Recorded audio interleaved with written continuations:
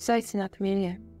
Vai šajā reizē ir stāsts par ezoterikas 3 galvenajiem jautājumiem, ap ko tas viss griežas, visa ezoterika, ap ko griežas? Ap 3 jautājumiem. Kas es esmu, kur es esmu un ko es šeit daru? 3 galvenie jautājumi, uz kuriem vajadzētu spēt, varēt atrast atbildes, tad, kad mēs praktizējam visas šīs ezoteriskās zināšanas, enerģētiku un visas lietas. Enerģētiskās prakses ir ļoti daudz, visādas interesantas, ir visādi fiziska rakstura vingrinājumi, mācības ar visu filozofiju apakšā. Tas viss ir vērsts uz vienu vienīgu uzdevumu. Atrast atbildes uz 3 jautājumiem. Kas es esmu? Patiesībā, kas es esmu? Kur es atrodos? Un ko es šeit daru?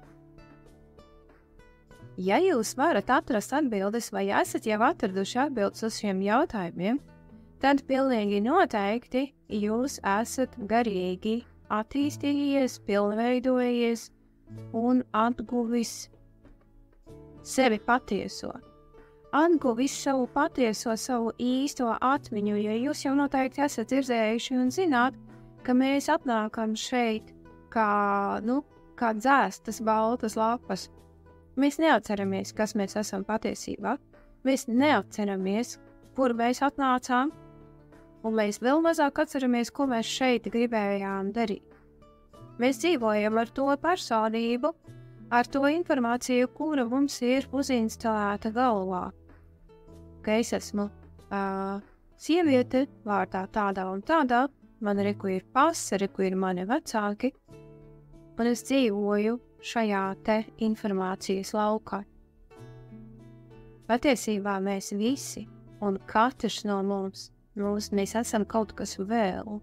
Ne tikai tas, ko mēs zinām un redzam šajā dzīvē un spogulī, bet mēs visi esam kaut kas vēl. Un ezoterika ir vērsta uz to, lai mēs atrastu sevi patieso, lai mēs atcerētos sevi patieso. Un vislielākais, kā es saprotu, vislielākais ezoteriska rakstura sasniegums, garīgās attīstības sasniegums ir tas, ka vēl ķermenī esot, tu atrodi sevi un tu atceries sevi patieso. Nevis tad, kad tu jau esi atstājis šo ķermeni, un tad tu paskaties atpakaļ, un tu saproti, tu šāiz, es taču gribēju to un to, bet redz, kā sanāca, aizmirsu. Bet tad, kad tu vēl ķermenī esot, atceries, kas tu esi patiesībā. Kur tu atrodies un ko tu šeit dari? Otrie 2 jautājumi var mainīties vietām, bet atcerēties sevi patieso, īsto, par to visa ezoterika sākas. Tas ir viens maziņš stāstīns, kurām būs, un es domāju, daudz turpinājumu. Ļoti mazos solīšos, tāpēc, ka es iešu iekšā ļoti lielā tēmā, milzīgā tēmā, informācijas apjoma ziņā.